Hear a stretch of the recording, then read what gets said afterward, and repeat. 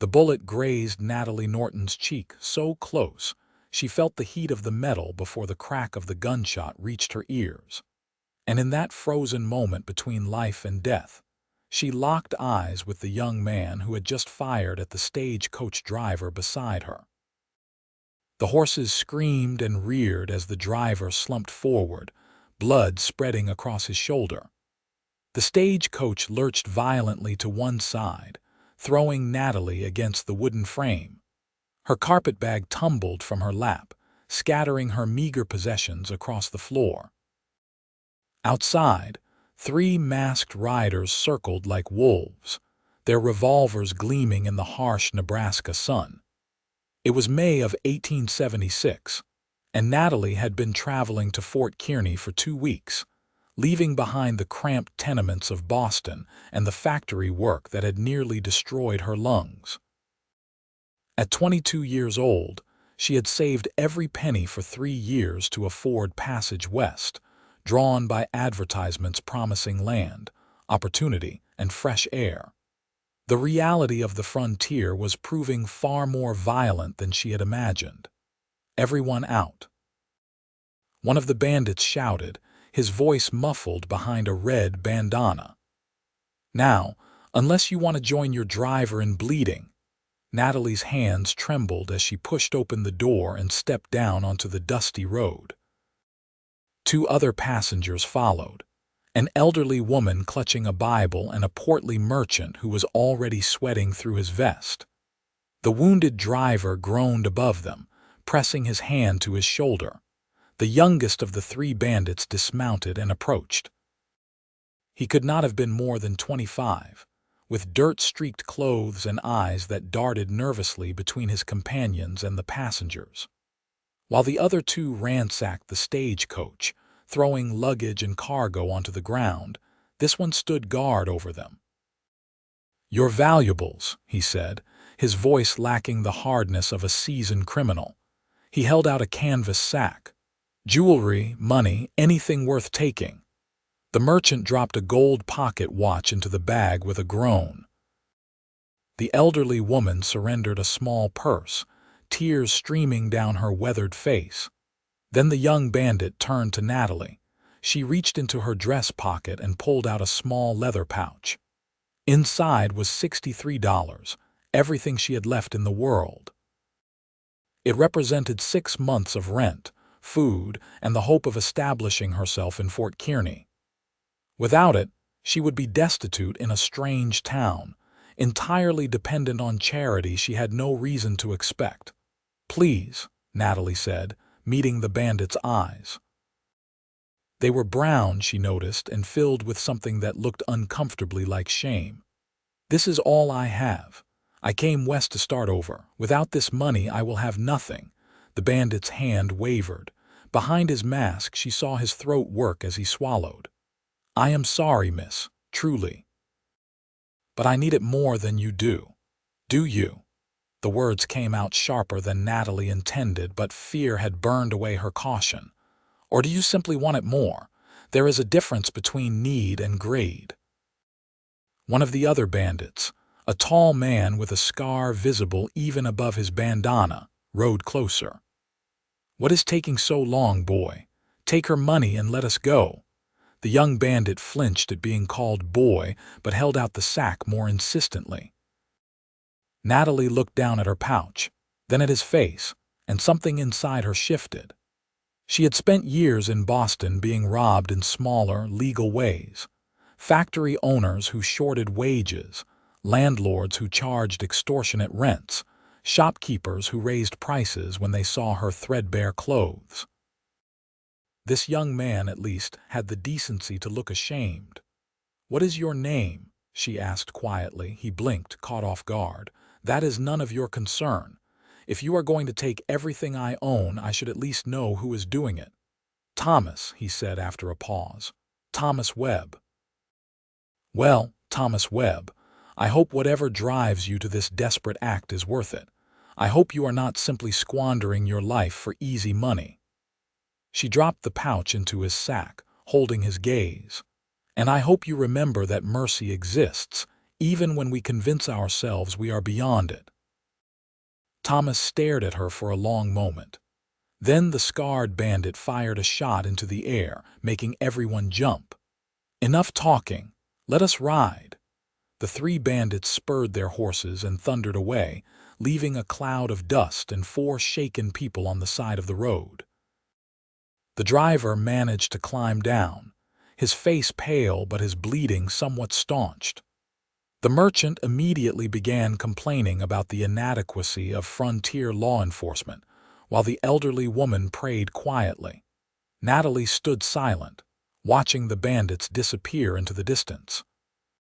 She felt hollow, scraped clean of hope. But beneath that emptiness was something else, something she could not quite name. A strange certainty that her words had meant something, that they had reached some part of Thomas Webb that was not yet lost. The stagecoach limped into Fort Kearny 3 hours later. The town sprawled along the south bank of the Platte River, a collection of wooden buildings, tents, and mud streets that served as a supply point for travelers heading further west.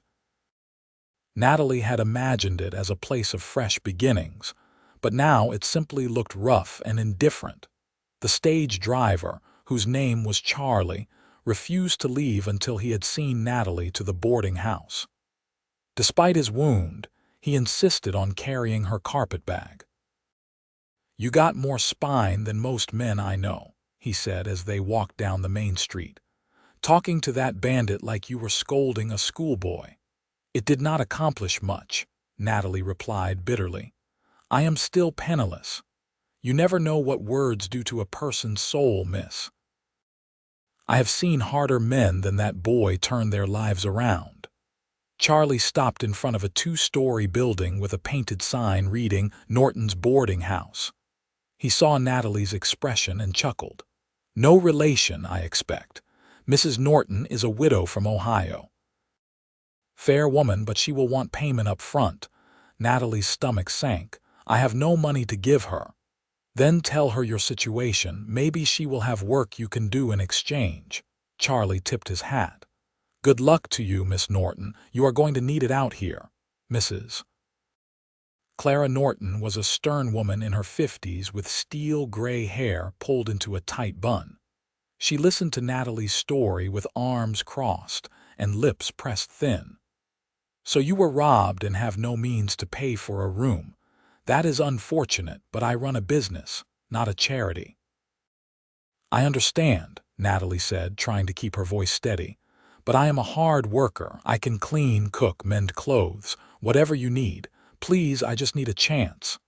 Mrs. Norton studied her for a long moment. "You look about ready to collapse. When did you last eat?" "Yesterday morning." The older woman's expression softened slightly. "Come to the kitchen. We will discuss terms after you have had some food." The hot meal of beans, cornbread, and coffee was the most wonderful thing Natalie had tasted in days. As she ate, Mrs. Norton explained that she needed help with the boarding house, cooking, cleaning, laundry, and serving meals to the guests. In exchange, Natalie would receive a small room in the attic, meals, and $1 a week. "It is not much," Mrs. Norton said.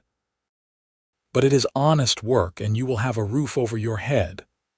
"I accept," Natalie said immediately. "Thank you, Mrs. Norton. You will not regret this." "See that I do not. You start tomorrow at dawn." That night, lying on a narrow cot in a cramped attic room, Natalie listened to the sounds of Fort Kearny. Drunken singing from the saloons, the occasional gunshot, dogs barking, horses whinnying. It was nothing like Boston, but then again, Boston had offered her nothing but grinding poverty and slow suffocation in textile mills. At least here, she had a chance. The work at the boarding house was exhausting but straightforward. Natalie rose before dawn to help prepare breakfast for the dozen or so guests, spent her mornings scrubbing floors and washing linens, her afternoons cooking and mending, and her evenings serving dinner.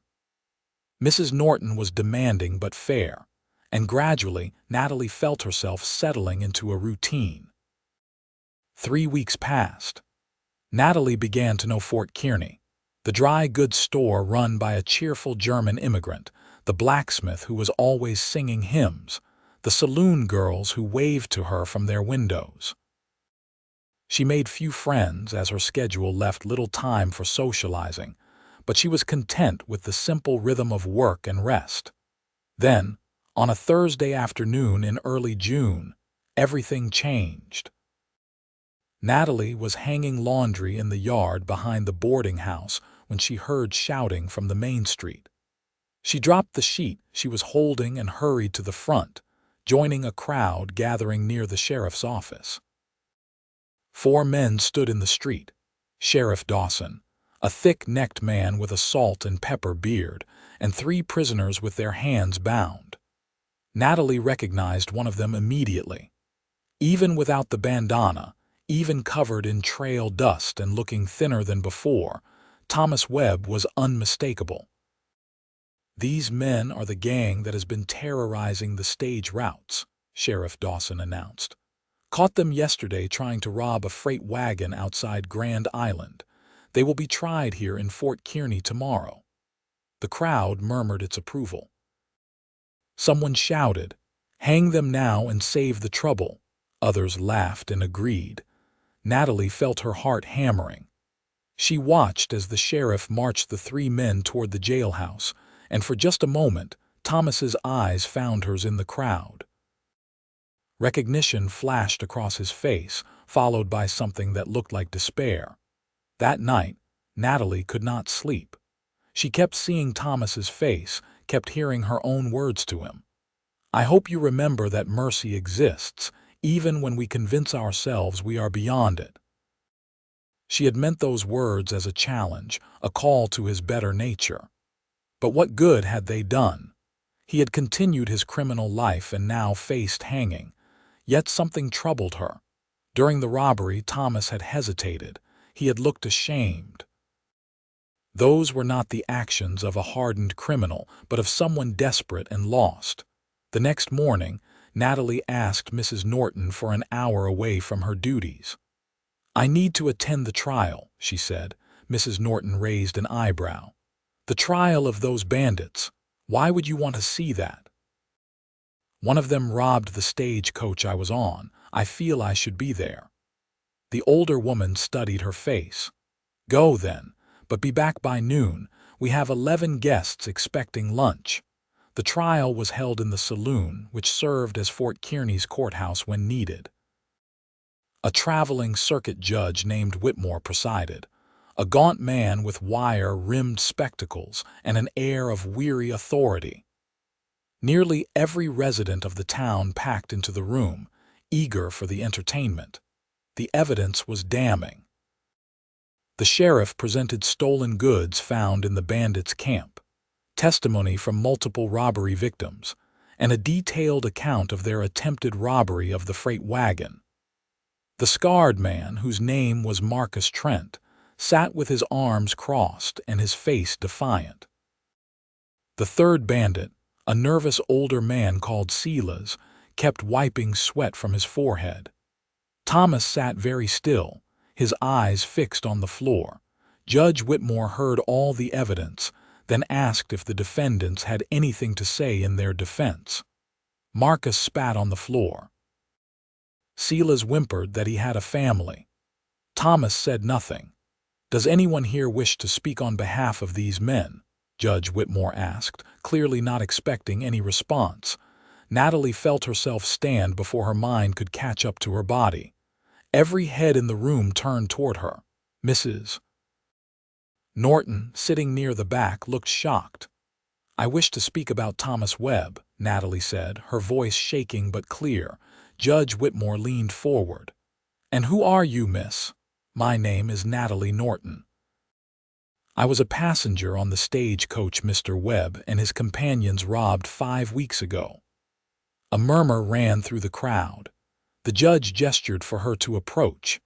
Natalie walked to the front of the room, acutely aware of every eye on her, especially Thomas's. You were a victim of this man's crime, Judge Whitmore said, and yet you wish to speak on his behalf. That is unusual. I know it is, Your Honor, but I believe there is something you should understand about what happened that day.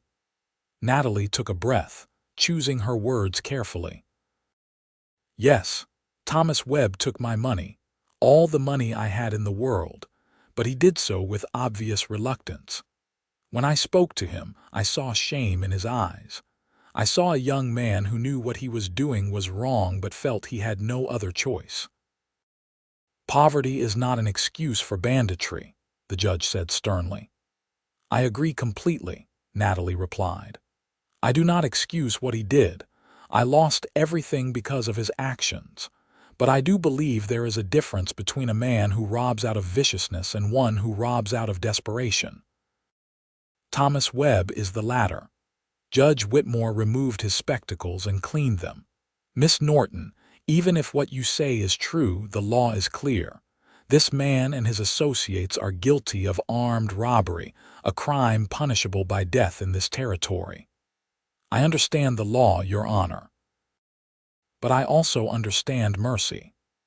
Natalie turned to look at Thomas, who was staring at her with an expression of complete disbelief.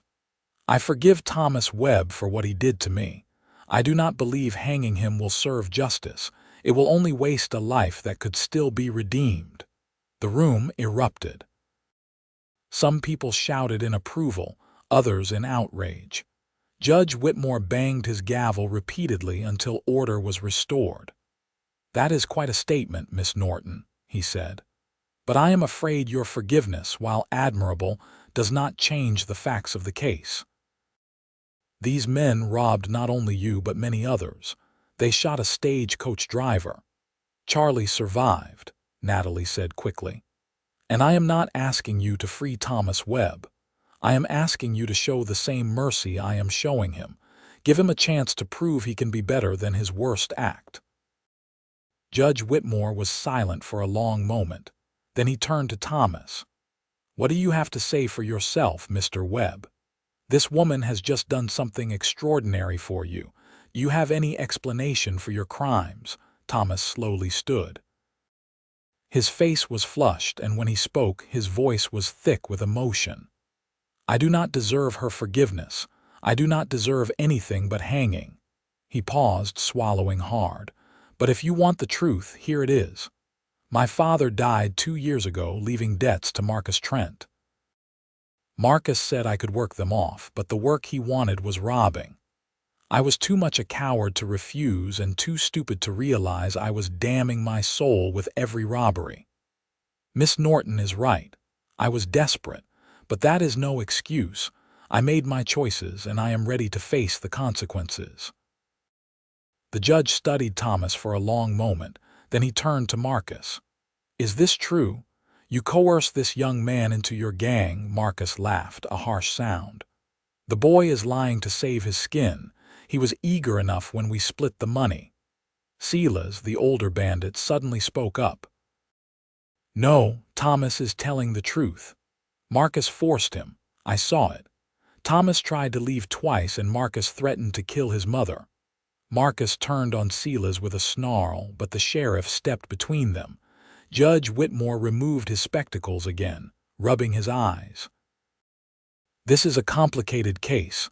I am going to deliberate for 1 hour. Sheriff, keep the prisoners secure. The hour felt like a year.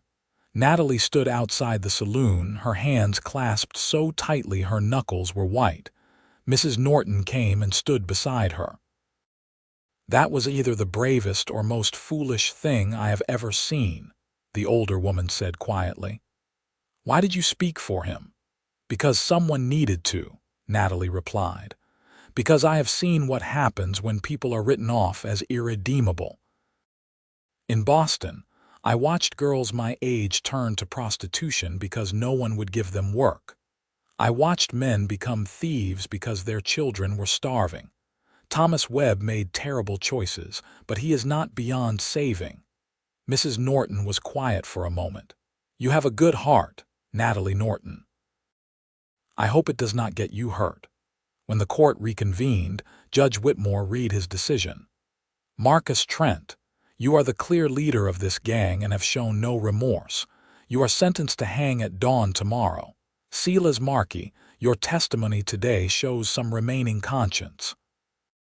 You are sentenced to 10 years hard labor. And Thomas Webb. The judge paused. Thanks to Miss Norton's testimony and evidence of coercion, I am commuting your death sentence.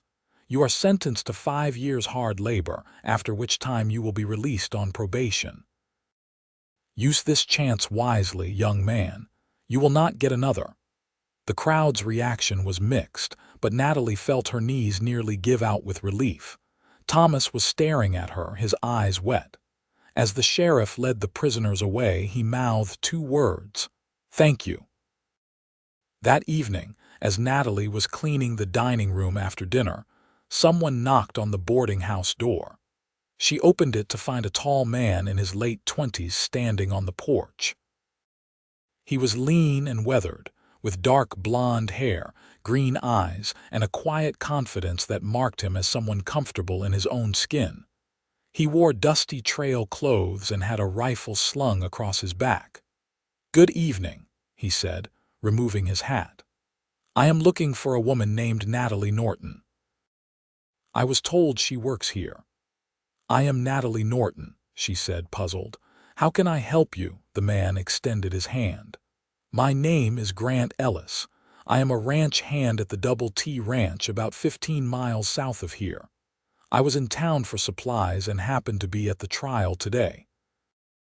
I wanted to tell you that what you did was the most remarkable thing I have seen in a long time." Natalie shook his hand, feeling the calluses of hard work on his palm. "I only spoke the truth as I saw it. Most people would not have bothered," Grant said. "Most folks out here believe in hard justice and nothing else. But you stood up in front of the whole town and spoke for a man who wronged you. That takes real courage." He paused, looking slightly embarrassed. "I also wanted to make sure you were all right. I heard you lost all your money in that robbery. If you need any help, I would be glad to offer it." Natalie was taken aback by his kindness. "That is very generous, Mr. Ellis, but I am managing. Mrs. Norton has given me work and a place to stay." "Grant," he said. "Please call me Grant. And I am glad to hear you are settled." He shifted his weight, suddenly looking uncertain. "I also wanted to ask if you might allow me to call on you sometime. I do not come to town often, but when I do, I would like the chance to know you better." Natalie felt a flush rise to her cheeks. In Boston, she had received propositions from factory foremen and wealthy men in carriages, all of them assuming a poor girl would be grateful for any attention. But Grant's request was different, respectful, genuine, and unexpectedly appealing. "I would like that," she said softly. "Though I warn you, my schedule is quite demanding. I work from dawn to evening most days." "I understand hard work," Grant said with a smile that transformed his serious face. "I will work around your schedule." He replaced his hat. "I will be back in town next Saturday. Perhaps we could have supper together if Mrs. Norton can spare you for an evening." "I will ask her," Natalie promised. After Grant left, Mrs. Norton appeared from the parlor where she had clearly been listening. "That is Grant Ellis," she said. "His family used to own a farm near here, but they lost it during the financial panic a few years ago. He has been working as a ranch hand ever since, saving every penny to buy land again. He is a good man. Quiet, honest, hardworking." "You approve, then?" Natalie asked, unable to hide her smile. "I approve of a man who recognizes quality when he sees it," Mrs. Norton replied. "Now, those dishes will not wash themselves." The week passed slowly. Natalie found herself thinking about Grant more than she expected, replaying their brief conversation and wondering what it might be like to know him better. She had not allowed herself to think about romance in Boston, too focused on survival. But here, with the possibility of a new life opening before her, she felt something long dormant stirring to life. Saturday arrived. Grant appeared at the boarding house at 6 in the evening, freshly washed and wearing clean clothes. Mrs. Norton had given Natalie the evening off and even lent her a nicer dress. They walked to a small restaurant run by a French couple, where Grant ordered steaks and potatoes. "Tell me about yourself," Grant said once they had settled at a corner table. "How did a woman from Boston end up in Fort Kearny?" Natalie told him about the factories, the crowded tenements, the slow realization that she would never have a real life if she stayed. "I saved for 3 years," she said. "Every spare penny went into a tin box under my bed. I dreamed of coming west, of having space to breathe and a chance to build something." "And then you were robbed," Grant said quietly. "Yes, it felt like the universe laughing at me." Natalie pushed her food around her plate. "But then I realized something. Even with no money, I still had more freedom here than I ever had in Boston. I still had a chance." "That is a remarkably optimistic way to look at it," Grant said. "What is the alternative? Bitterness and resentment?" Natalie shook her head. "Those things only poison the person holding them." "I would rather look forward than back." Grant studied her face. "Is that why you spoke for Thomas Webb at the trial?" "Partly. But also because I could see he was not truly wicked, just lost. I have been lost myself. I know what it is like to feel like you have no choices." She met Grant's eyes. "Someone helped me when I needed it. Mrs. Norton gave me work when she could have turned me away. I wanted to give Thomas that same chance." "You have a remarkable spirit," Grant said softly. "I do not think I have ever met anyone quite like you." They talked through dinner and into the evening, discovering shared values and surprising similarities despite their different backgrounds. Grant spoke about growing up on his family's farm, the shame of losing it to creditors, his determination to one day own land again. "I have been saving for 4 years," he said. "I have almost enough for a down payment on a quarter section. It is not much, but it is a start. I want to raise cattle and horses, build something that will last." "That is a good dream," Natalie said. "Better than most. What about your dreams?" Grant asked. "Now that you are here, what do you want to build?" Natalie considered the question. "Honestly, I am still figuring that out. I just know I want a life I choose, not one that was forced on me by circumstance. I want to wake up each day and know I am building towards something better." Grant reached across the table and gently took her hand. The gesture was bold but somehow felt perfectly natural.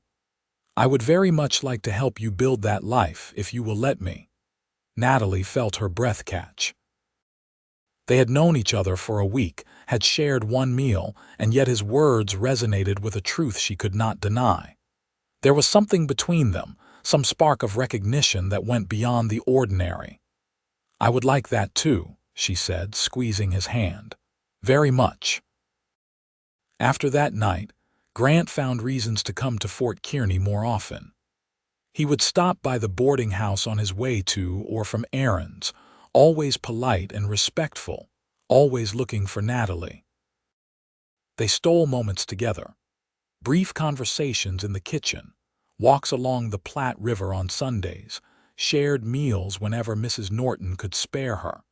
Natalie found herself falling for Grant in a way that was both exhilarating and terrifying. He was steady where she was passionate, practical where she was idealistic, but somehow they balanced each other. He listened when she talked about her dreams and shared his own with equal openness.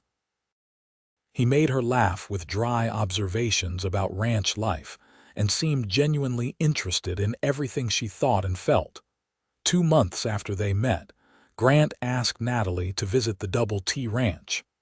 "I want you to see where I work," he said, "and I want you to meet my boss, Mr. Thompson. He has been talking about needing help at the main house. If you are interested, it would pay better than the boarding house and we could see each other more often." Natalie agreed, and the following Sunday, Grant borrowed a wagon and drove her out to the ranch. The double T's sprawled across rolling grassland, with a main house, bunkhouse, barn, and several corrals. Cattle grazed in the distance, and the whole place had an air of prosperous order. Mr. Thompson was a gruff man in his 60s with a limp from an old injury. His wife, Sarah, was a plump, cheerful woman who immediately took to Natalie. "Grant speaks very highly of you," Sarah said as she showed Natalie around the house. "We have been needing help with cooking and housekeeping. My arthritis makes it harder each year, and we get so busy during cattle drives. Would you consider coming to work for us?" The position offered twice what Mrs. Norton paid, plus room and board. It was an opportunity Natalie could not afford to pass up, and being near Grant was an undeniable draw.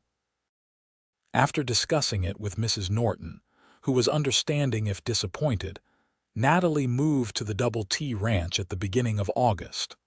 Life on the ranch was different from town, quieter, more isolated but in many ways more fulfilling. Natalie kept house for the Thompsons, cooked meals for the ranch hands, and gradually learned about ranch life. She found she loved the open spaces, the rhythm of the seasons, the honest labor that left her tired but satisfied, and she was with Grant. They saw each other every day, sharing breakfast before he rode out to work, supper when he returned, stolen moments in the evening. Their relationship deepened from attraction to genuine love, built on shared work, long conversations, and growing trust. One evening in late September, as they sat watching the sunset from the porch, Grant turned to Natalie and said, "I have enough money now for the down payment on land. I have been looking at a section about 10 miles from here. Good water, decent grass. I could start my own small operation." "That is wonderful," Natalie said warmly. "You have worked so hard for this." "I have," Grant agreed, "but there is something else I need to ask you first." He took her hand, his expression serious. "Natalie Norton, I love you. I have loved you since the night I first met you, when you stood up for that boy in court. You are the bravest, kindest, most remarkable woman I have ever known.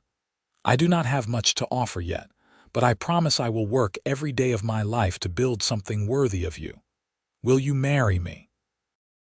Natalie felt tears spring to her eyes. "Yes," she said simply. "Yes, Grant Ellis, I will marry you." They married in early October in a simple ceremony at Fort Kearny's small church. Mrs. Norton attended, as did the Thompsons and several ranch hands. Natalie wore a simple blue dress that Sarah had helped her sew, and Grant wore his best clothes, his hair neatly combed and his face shining with happiness. After the ceremony, they had a celebration at the boarding house, with food, music, and dancing. As Natalie whirled in Grant's arms, she thought about the journey that had brought her here. The robbery that had seemed like the end of hope, the trial where she had spoken from her heart, the unexpected kindness of strangers who became family. "What are you thinking?" Grant asked, pulling her close. "That I would not change anything," Natalie said. "Even the robbery. If it had not happened, I might never have met you." "I thank God every day that you came to Fort Kearny," Grant murmured against her hair. "My life began the day you walked into it." They spent their wedding night at the boarding house in Natalie's old attic room, which Mrs. Norton had prepared with fresh linens and wildflowers. It was cramped and simple, but it was theirs, and they were together, and that was everything. The next morning they rode out to see Grant's new land. The section he had purchased was indeed beautiful. A narrow creek ran through it, there were groves of cottonwood trees for shade, and the grass was thick and green. Grant pointed out where he would build their house, where the barn would go, where they would keep the cattle. "It will take time," he said. "Maybe a year before we can afford to build a decent house. We will have to live in a dugout at first." "I do not care," Natalie said, "as long as we are building it together." They moved onto the land in late October, living in a dugout carved into the side of a low hill. It was cramped and dark with earthen walls and a canvas roof, but Natalie made it as comfortable as she could. They had a stove, a bed, a table, and 2 chairs. It was enough. Grant worked from dawn to dark, building corrals, cutting hay for winter, traveling to nearby ranches to trade labor for supplies. Natalie kept house, tended a small garden, and helped however she could. It was hard work, but they were building something real, something that belonged to them. One evening in November, as they sat by the stove eating supper, Natalie said, "I have been thinking about Thomas Webb." Grant looked up from his plate. "The boy from the robbery." "Yes, he has been in prison for 6 months now. I wonder how he is doing." "Why do you wonder?" Grant asked gently. "You gave him a chance at life. That is more than most would do, I know. But I cannot help feeling responsible somehow. I spoke for him at the trial. I told the judge he could be redeemed. What if I was wrong?" Grant reached across the table and took her hand. "You are not wrong. Even if he wastes this chance, that is his choice, not your responsibility. You showed mercy. What he does with it is up to him." Natalie nodded, but the thought stayed with her. A few weeks later, she traveled to Fort Kearny to purchase supplies and stopped by the sheriff's office. Sheriff Dawson was surprised to see her. "Miss Norton, or I should say Mrs. Ellis now, what brings you here?" "I wanted to ask about Thomas Webb," Natalie said. "How is he doing? Where is he serving his sentence?" The sheriff leaned back in his chair. "He is at the Territorial Prison in Lincoln. From what I hear, he is keeping his head down and staying out of trouble." "Why do you ask?" "Just curious," Natalie said. "I spoke for him at the trial. I suppose I feel some investment in how he turns out." "That was a kind thing you did," the sheriff said. "Most folks would not have bothered. But you should not worry too much about Webb. Prison is hard, but it is also a chance to think. Maybe he will come out better than he went in." Natalie left the sheriff's office feeling slightly relieved. Grant was right.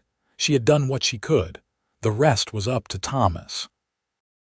Winter arrived in earnest, bringing bitter cold and heavy snow. The dugout was warmer than Natalie expected, insulated by earth on 3 sides, but it was still a challenging season. They were isolated from Fort Kearny and the surrounding ranches, sometimes going weeks without seeing another soul. But in that isolation, Natalie and Grant grew even closer. They talked for hours by the stove, played card games, read to each other from the few books they owned. Grant taught Natalie to shoot a rifle and handle horses. Natalie taught Grant to cook more than basic trail food and shared stories from her childhood in Boston. One night in January, during a fierce blizzard, they lay together in bed, listening to the wind howl above them. Natalie pressed close to Grant, drawing comfort from his warmth. "Are you happy?" Grant asked quietly. "Truly happy. This is not the life most women would choose." "I am happier than I have ever been," Natalie said honestly. "In Boston, I worked 14-hour days in a factory and went home to a room I shared with 3 other girls. I had no future, no hope, nothing but endless drudgery. Here I work just as hard, but it means something. We are building a life together. How could I not be happy?" Grant kissed her forehead. "I will give you better than this someday.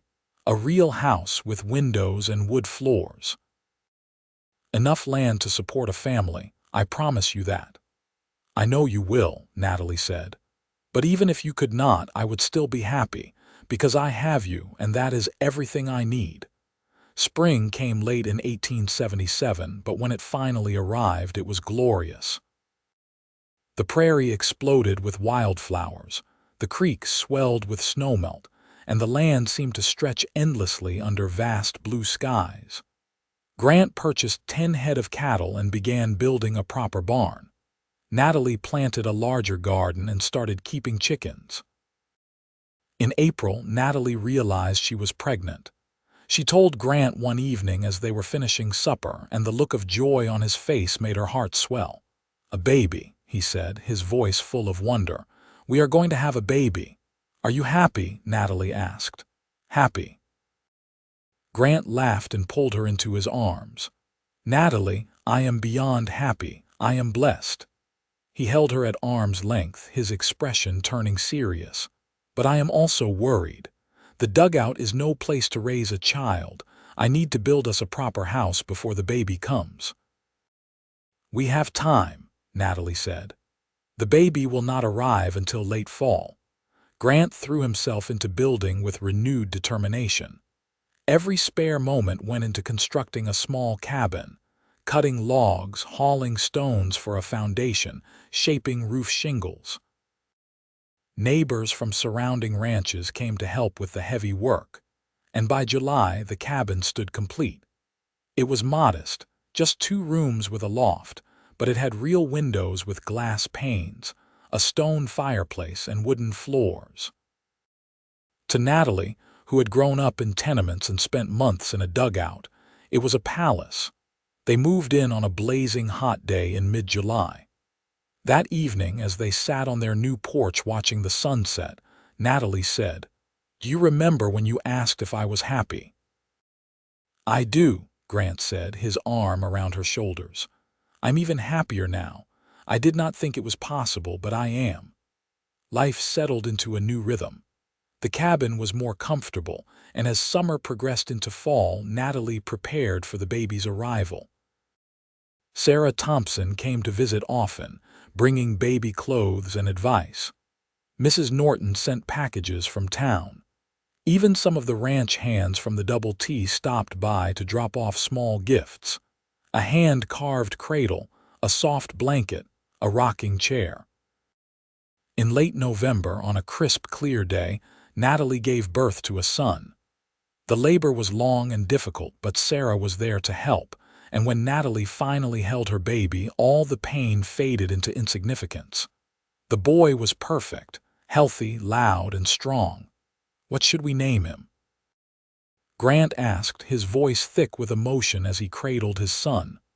"What about Gabriel?" Natalie suggested. "It means strength of God, and he will need strength to thrive out here." "Gabriel Ellis," Grant said, testing the name. "I like it. Gabriel Grant Ellis." Gabriel brought new purpose and joy to their lives. Grant worked harder than ever, expanding their herd and improving their land. Natalie juggled caring for an infant with all her other responsibilities, and somehow managed to do both with grace. They were exhausted, constantly challenged, but profoundly content. When Gabriel was 3 months old, Natalie received a letter forwarded from Mrs. Norton. It was from Lincoln Prison and was written in a careful, uncertain hand. "Dear Mrs. Ellis," it read, "You do not know me well, and I have no right to write to you, but I wanted you to know what your words at my trial meant to me. For months after, I was angry. I felt that mercy was just another form of cruelty, prolonging my suffering. But slowly, I began to understand what you were trying to tell me. You believed I could be better than my worst act. That belief has sustained me through this hard time. I have been learning to read and write properly. I have been studying farming and animal husbandry. When I am released, I intend to find honest work and live a decent life. I wanted you to know that you were right about me, and I will spend the rest of my life proving it. Thank you for seeing something in me worth saving. Respectfully, Thomas Webb." Natalie read the letter twice, tears streaming down her face. Grant, reading over her shoulder, pulled her close. "You did that," he said softly. "You changed his life." "We did that," Natalie corrected. "Your kindness to me gave me the strength to be kind to him." Mercy spreads like ripples on water. Thomas Webb was released from prison in the spring of 1881, his sentence reduced for good behavior. Natalie and Grant heard about it from Sheriff Dawson, who mentioned that Thomas had found work at a ranch in the Sandhills region and was apparently doing well. "I hope he makes something of himself," the sheriff said. "Thanks to you, he has the chance." Natalie never saw Thomas again, but she often thought of him and hoped he was living the better life he had promised. Her act of mercy at the trial had rippled outward in ways she could never fully know, touching not just Thomas but everyone who heard the story. The years passed. Gabriel grew into a sturdy, curious boy with his mother's determination and his father's quiet strength. The ranch prospered, expanding to 2 full sections of land with a herd of over 200 cattle. Grant built additions to the cabin: another bedroom, a proper kitchen, a porch that wrapped around 2 sides. In 1883, Natalie gave birth to twin daughters, Clara and Rose. The cabin rang with laughter and occasional chaos. Life was busy, demanding, and sometimes overwhelming, but it was theirs, built by their own hands and shaped by their values. On Gabriel's 8th birthday, in November of 1885, the family gathered for a celebration. Mrs. Norton had traveled from Fort Kearny, now semi-retired and living comfortably. The Thompsons were there, older but still active. Several neighboring ranchers and their families came, turning the party into a full community gathering. As Natalie watched her children playing with the neighbors' kids and Grant laughing with friends, she felt a profound sense of gratitude. She thought about the frightened, desperate young woman who had stepped off a stagecoach in Fort Kearny 9 years earlier, robbed of everything but hope. That woman had made a choice at a critical moment, to show mercy instead of bitterness, to believe in redemption instead of revenge. That choice had changed everything. It had drawn Grant to her, sparking a love that became the foundation of her life. It had taught her something fundamental about herself, that she was stronger and braver than she had known. And it had changed at least one other life, pulling Thomas Webb back from the edge of complete moral ruin. "What are you thinking?" Grant asked, coming to stand beside her. "That I would not change a single thing," Natalie said, leaning into him. "Not even the robbery. Everything led us here." Grant kissed the top of her head. "You know what I witnessed that day in the courtroom. I saw your spirit, Natalie, your capacity for mercy and grace. And in that moment I gave you my own spirit in return. I have been yours ever since." "And I have been yours," Natalie said. "From that first evening you came to the boarding house, we recognized each other, Grant. 2 people trying to build something better, finding each other at exactly the right moment." The evening wore on with food, music, and dancing. Gabriel opened his presents with appropriate enthusiasm.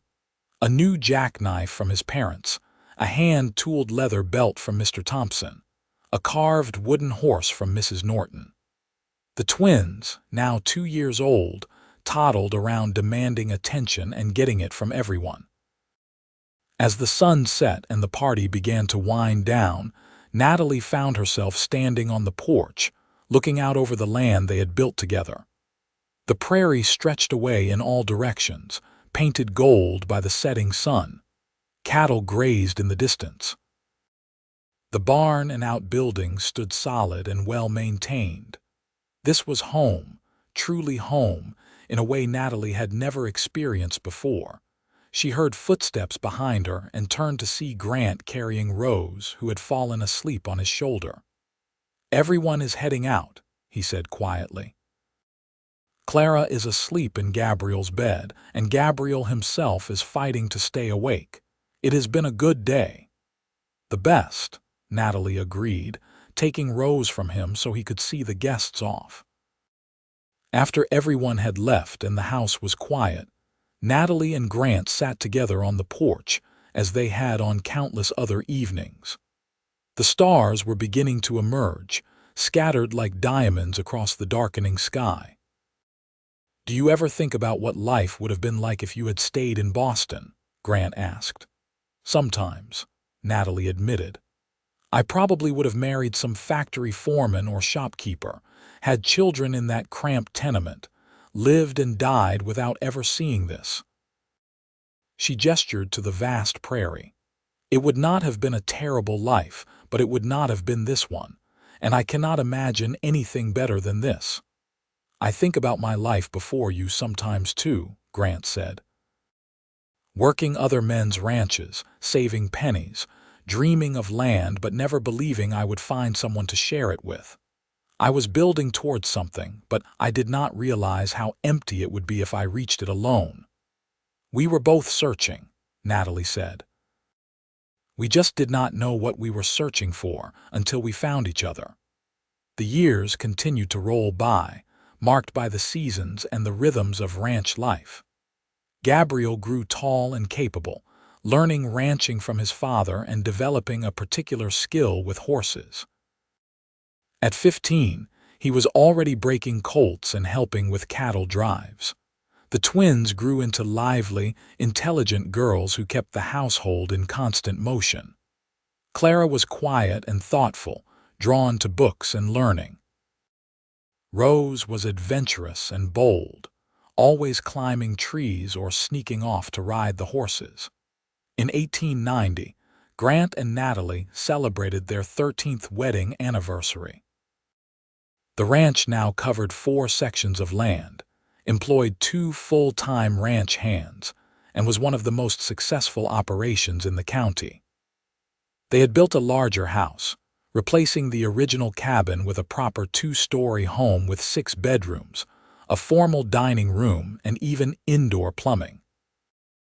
But despite their prosperity, Natalie and Grant remained grounded in the values that had brought them together.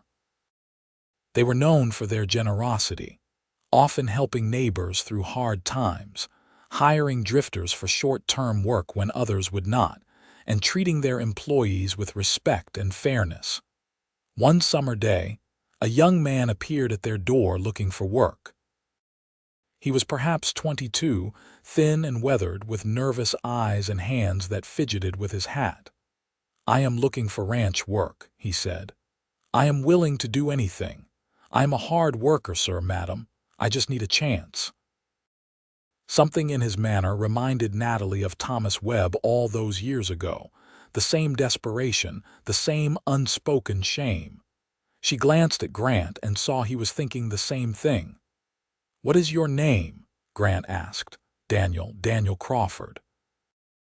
"Well, Daniel Crawford, we happen to need someone to help with haying. It is hard work, but it pays fair. You are hired." Daniel's face lit up with relief. "Thank you, sir. I will not let you down." Over the next few weeks, Daniel proved himself capable and trustworthy.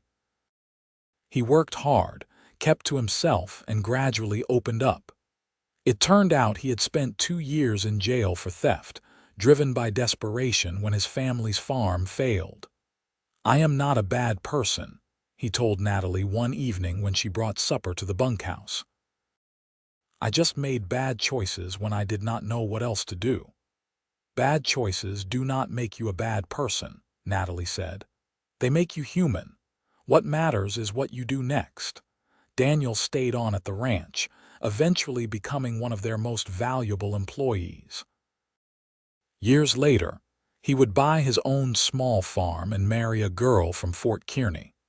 And he would tell people that Grant and Natalie Ellis had saved his life by giving him a chance when no one else would. Gabriel turned 18 in the fall of 1895. He was a man now, tall and broad-shouldered, with his father's steady nature and his mother's compassionate heart. He had been courting a girl from a neighboring ranch, Emma Morrison, for nearly a year. One evening, Grant and Gabriel were mending fence while Natalie worked in the garden with the twins, now 12 years old. Gabriel cleared his throat nervously. "Pa, I want to talk to you about something." "Go ahead, son." "I want to ask Emma to marry me. I love her and I think she loves me too." "But I wanted your blessing first." Grant smiled. "You have it, of course. Emma is a fine young woman. When are you planning to ask her?" "Soon. But there is something else." Gabriel paused. "I have been thinking about the future. I love this ranch, but I also want to build something of my own. The Morrisons have offered to sell me a quarter section that borders their property. It is not much, but it would be a start." "Just like I started," Grant said quietly, with hardly anything but determination. "You and Ma built something incredible from nothing. I want to do the same." Gabriel looked at his father. "Will you be disappointed if I leave the ranch?" "Disappointed? Son, I will be proud. Building your own life is what a man should do." Grant clapped his son on the shoulder. "And you are not leaving. You will be a few miles away, part of this community. We will still see you all the time." That evening, Grant told Natalie about the conversation. She had tears in her eyes, but they were happy tears. "Our boy is becoming his own man," she said. "It is what we raised him to do, but it is still hard to see him go." "He is not going far," Grant reminded her, "and we still have the girls." "For now," Natalie said with a smile. "But they will grow up and leave too. That is how it should be." Gabriel and Emma married in the spring of 1896 in a beautiful ceremony at Fort Kearny. The town had grown significantly since Natalie first arrived 20 years earlier, with paved streets, electric lights, and a population of over 2,000. But the spirit remained the same.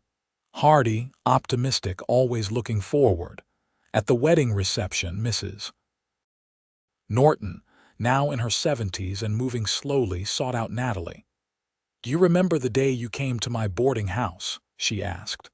"A skinny girl from Boston with no money and nowhere to go." "I remember," Natalie said. "You saved my life that day, Mrs. Norton." "Nonsense. I just gave you a chance. You saved your own life with your courage and spirit." The older woman squeezed Natalie's hand. "Look at what you have built, child. A family, a prosperous ranch, a place in this community. And it all started because you had the courage to show mercy to a young thief." That single act of grace rippled out and touched so many lives. "I think about Thomas Webb sometimes," Natalie admitted. "I wonder what became of him." "He made good," Mrs. Norton said. "I heard a few years back that he owns a small farm up near the Sandhills, married with children. Living an honest life." Natalie felt her eyes fill with tears. "I am so glad." The years continued to pass, each one bringing its own challenges and joys. Clara studied to become a teacher, unusual for women at the time, but something Natalie and Grant encouraged. Rose, true to her adventurous nature, learned to break horses professionally and became known throughout the county for her skill. Gabriel and Emma had 3 children, 2 boys and a girl. Grant and Natalie were devoted grandparents, doting on their grandchildren and watching with satisfaction as their legacy expanded. The ranch continued to prosper. Grant became a respected elder in the community, known for his fair dealing and wise counsel. Natalie remained active in local affairs, helping to establish a school in Fort Kearny, and advocating for women's suffrage when that cause came to Nebraska. In 1900, as the new century dawned, Grant and Natalie stood on their porch watching the sunrise.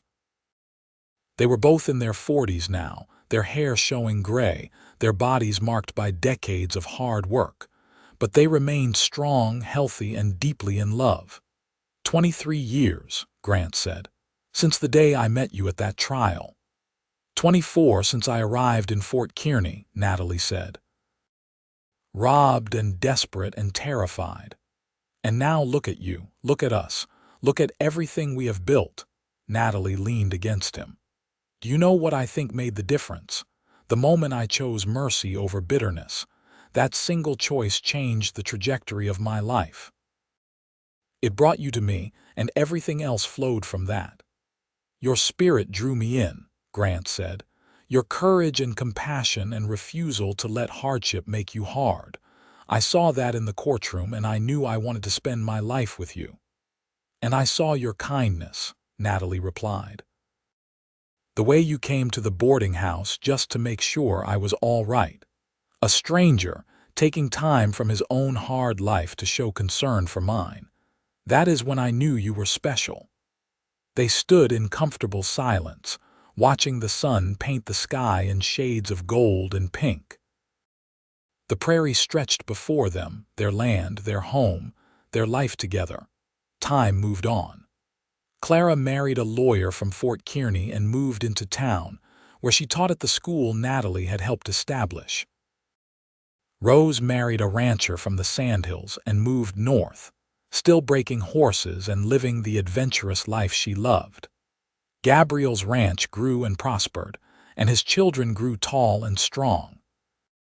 Grant and Natalie gradually stepped back from the daily operations of the ranch, hiring a foreman and spending more time with each other and their growing family. They traveled a bit, visiting Denver and Kansas City, seeing the world beyond the prairie for the first time in years. But they always returned to their ranch, to the land they had built from nothing, to the home that held all their memories.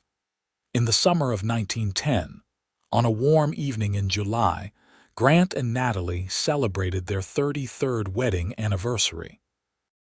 Their children and grandchildren gathered for a party. Gabriel and Emma with their 3, Clara and her husband with their 2, Rose and her husband with their 4. The house rang with laughter and joy. After everyone had eaten and the children were playing in the yard, Grant stood and tapped his glass for attention. "I want to say something," he announced. The room quieted. Grant looked at Natalie, his eyes soft with love. 33 years ago, I married the most remarkable woman I have ever known. We have built a life together that exceeds anything I dreamed possible. We have raised good children who have become fine adults. We have prospered through hard work and shared values. And through it all, Natalie has been my partner, my love, my best friend." He paused, emotion thickening his voice. "But what I want everyone here to remember is how it all started. Your mother, your grandmother, made a choice when she first came to Fort Kearny. She could have chosen bitterness and anger after being robbed. Instead, she chose mercy. She stood up in a courtroom and spoke for a young man who had wronged her. That single act of grace caught my attention and my heart."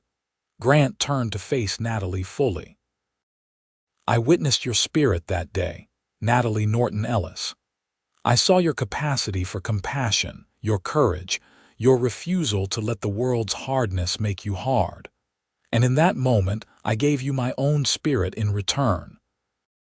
I have been yours from that day to this, and I will be yours for whatever time we have left." Natalie was crying openly now. She stood and embraced her husband, and their children and grandchildren applauded. "I love you," she whispered against his chest. "From that first day to this, I have loved you." "And I love you," Grant replied, "always and forever." The party continued late into the evening. As the sun set and the stars emerged, Natalie sat on the porch swing with her youngest grandchild, a 4-year-old girl named Hope, asleep in her lap. Grant sat beside her, his arm around her shoulders. "We did well," Natalie said softly, so as not to wake Hope. "We did better than well," Grant replied. "We built something that will last beyond us. Our children are good people raising good children. The values we taught them will continue." "All because I chose mercy," Natalie mused. "Such a small choice, but it changed everything." "It was not a small choice," Grant said. "It was a profound one. You looked at a desperate young man and saw not just his crime but his humanity. You chose to believe in redemption. That takes extraordinary strength of character." They sat in comfortable silence, rocking gently, watching the stars wheel overhead.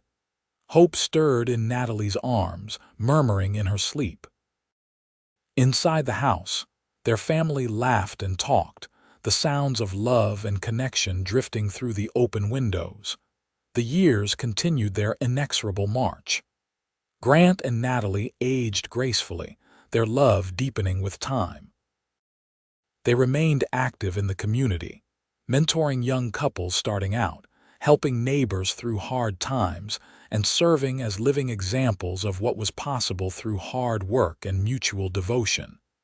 In 1915, a letter arrived from the Sandhills.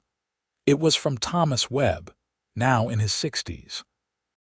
He had heard through mutual acquaintances that Natalie and Grant were both in good health and still living on their ranch. "Dear Mrs. Ellis," the letter read, "it has been nearly 40 years since you spoke for me at my trial.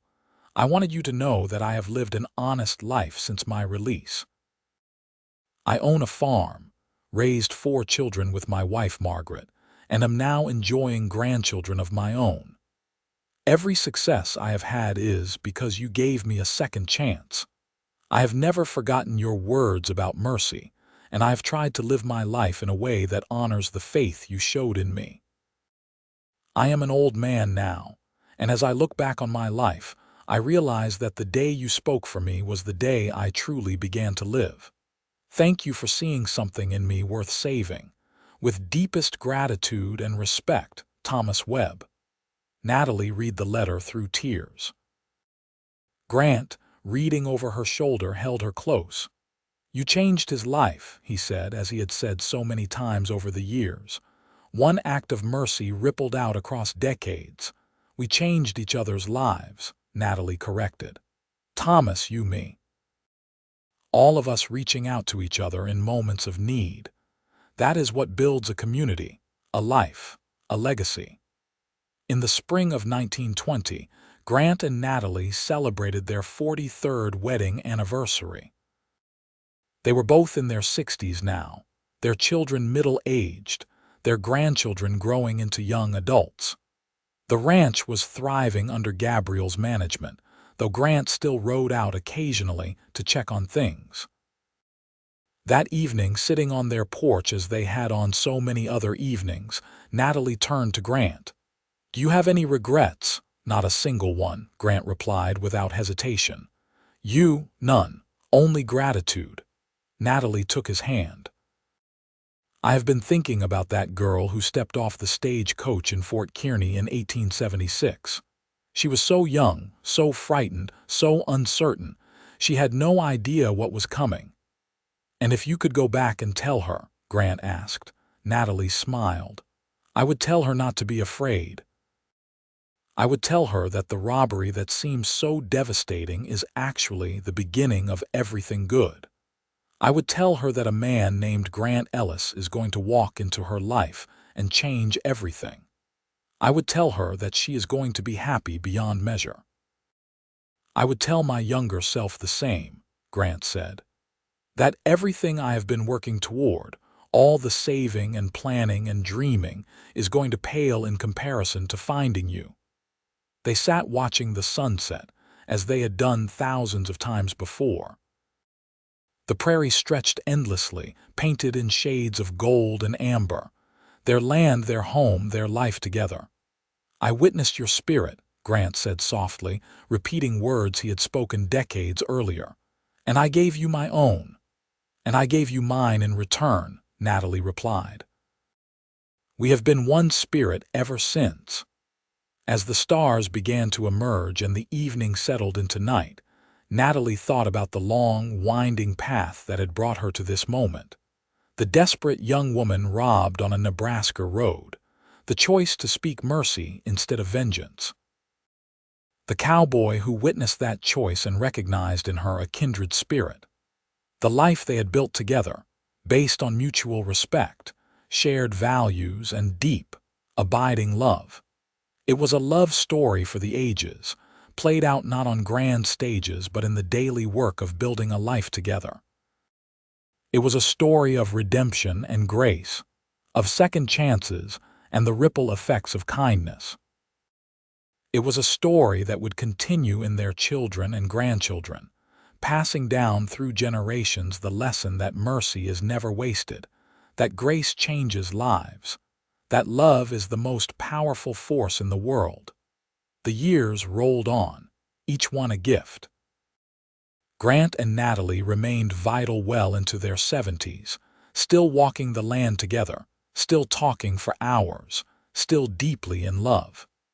Their grandchildren grew and married, bringing great-grandchildren into the world. The ranch prospered, expanding to 6 sections under Gabriel's capable management. In the summer of 1925, Fort Kearny celebrated its 75th anniversary. A huge celebration was planned with speeches, music, and a parade. As one of the town's most respected elder residents, Natalie was asked to speak about her early days in the community. She stood before a crowd of hundreds, her hair white but her back straight, her voice still strong. "I came to Fort Kearny in May of 1876, she began. "I had nothing but a carpetbag and $63. Before I even reached the town, I was robbed of that money. I stood on the side of a dusty road with no prospects, no future, nothing but fear." The crowd was silent, hanging on her words. "But what happened next changed my life. People showed me kindness when they did not have to. Mrs. Clara Norton, may she rest in peace, gave me work. A young man who became my husband showed me that goodness still existed in the world, and I had the opportunity to show mercy to someone who needed it desperately." Natalie paused, looking out at the sea of faces. "That is what I want to tell you all today. Life in the frontier was hard. It still is hard, but it does not have to make us hard. We can choose mercy over vengeance. We can choose grace over bitterness. We can choose to see the humanity in each other, even when we have been wronged. Those choices ripple outward in ways we can never fully measure. They change lives. They build communities. They create legacies." The crowd erupted in applause. Natalie stepped down to find Grant waiting, tears in his eyes. "That was beautiful," he said, pulling her close. "It was the truth," Natalie replied. "The truth of our lives." In the fall of 1927, Grant fell ill. It started as a cough that would not go away, then progressed to weakness and fever. The doctor diagnosed pneumonia and did what he could, but antibiotics did not yet exist, and Grant's 70-year-old body struggled to fight the infection. Natalie hardly left his side. Their children came, taking turns sitting with their father, but Natalie was always there, holding his hand, reading to him, reminding him of their years together. One evening, as the sun set through their bedroom window, Grant opened his eyes and looked at Natalie. His breathing was labored, but his gaze was clear. "I love you," he said, his voice barely a whisper. "Every day with you has been a gift." "I love you too," Natalie said, tears streaming down her face. "You are my heart, Grant Ellis. You always have been, no regrets." Grant asked, echoing their conversation from years earlier. "Not a single one," Natalie promised. "Only gratitude for every moment we have shared."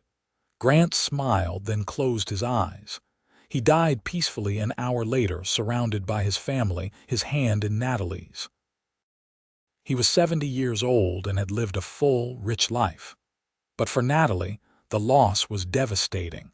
The funeral was attended by hundreds of people.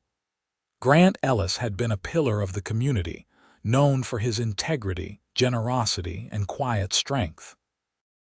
As Natalie stood at his graveside, supported by her children, she thought about the day they met. A young cowboy walking into a boarding house to meet a woman he had only seen once, in a courtroom, speaking words of mercy. That moment had changed everything. It had set in motion a love story that spanned half a century, that created a family, that built a legacy of compassion and grace. After Grant's death, Natalie moved into town to live with Clara. She was 73 years old and no longer able to manage on her own. Gabriel took over the ranch completely, running it according to the principles his father had taught him. But Natalie was not done living. She remained active in the community, mentoring young women, volunteering at the school, telling stories of the old days to anyone who would listen. She was a living link to Fort Kearny's early history, and people treasured her presence. In 1930, on a warm day in May, Natalie received a visitor. He was an old man, probably in his mid-70s, with white hair and a weathered face. He stood nervously on Clara's porch, hat in hand. "Can I help you?" Clara asked, answering the door. I am looking for Natalie Ellis. I was told she lives here." Clara called her mother, and Natalie came to the door. The old man looked at her for a long moment, then said, "Mrs. Ellis, I do not know if you remember me. My name is Thomas Webb." Natalie felt her breath catch. She stared at the old man, seeing traces of the desperate young bandit from 54 years earlier. "Thomas," she said softly, "of course I remember you." "I wanted to see you before I die," Thomas said. "I wanted to thank you in person for what you did for me.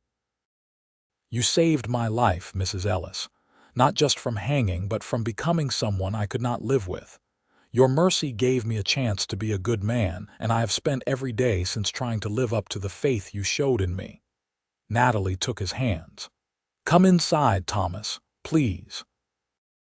Tell me about your life." They sat in Clara's parlor, two old people looking back across decades. Thomas told her about his farm in the Sandhills, his wife Margaret, who had passed 2 years earlier, his 4 children and 8 grandchildren. He told her about the nights in prison when he had wanted to give up, but remembered her words about mercy and redemption. He told her how those words had sustained him, shaped him, given him a vision of who he could become. "I have lived a good life," Thomas said. "Not a perfect one, but an honest one, and it is all because of you." "It is because of your own choices," Natalie corrected gently. "I spoke words, but you did the hard work of changing yourself. You gave me hope when I had none," Thomas insisted. "That is a gift beyond measure." They talked for hours, two elderly people bound together by a moment of grace decades earlier. When Thomas finally left, promising to write, Natalie felt a deep sense of peace. The circle had closed. The mercy she had shown had borne fruit exactly as she had hoped. Natalie lived for 5 more years, remaining sharp and engaged until the end. She died peacefully in her sleep in January of 1935, at the age of 81. Her funeral was attended by hundreds, including Thomas Webb, who had traveled from the Sandhills to pay his respects. As her children and grandchildren and great-grandchildren stood around her grave, they told stories of Natalie's remarkable life. They spoke of her courage, her compassion, her unwavering belief in the power of mercy and grace. They told the story of the robbery and the trial, of how she had spoken for a young thief and changed his life. They told the story of Grant witnessing her spirit and giving her his own, of the profound love that grew between them. Natalie Norton Ellis was laid to rest beside her husband under the wide Nebraska sky. The town she had helped build mourned her passing, but celebrated her legacy. The values she had lived by, the grace she had shown, the love she had shared, all rippled outward through her family and community, shaping lives she would never meet. Years later, historians documenting the early days of Fort Kearny would tell her story as an example of frontier courage and compassion.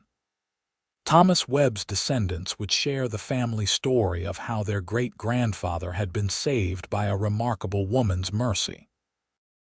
The Ellis family would grow and prosper, carrying forward the lessons of hard work, integrity, and grace that Natalie and Grant had modeled. And in the end, it was a love story. A woman who chose mercy over bitterness, a man who witnessed her spirit and gave her his own, and the life they built together through decades of partnership, devotion, and deep, abiding love. It was a story of redemption and second chances, of how one act of grace can ripple outward across time, changing lives in ways we can never fully measure. It was a story of the American West, of hardy people building something from nothing, of communities forged through shared struggle and mutual support. But most of all, it was a story of love, the kind of love that transforms, sustains, and endures beyond death itself, living on in the hearts and lives of those who come after.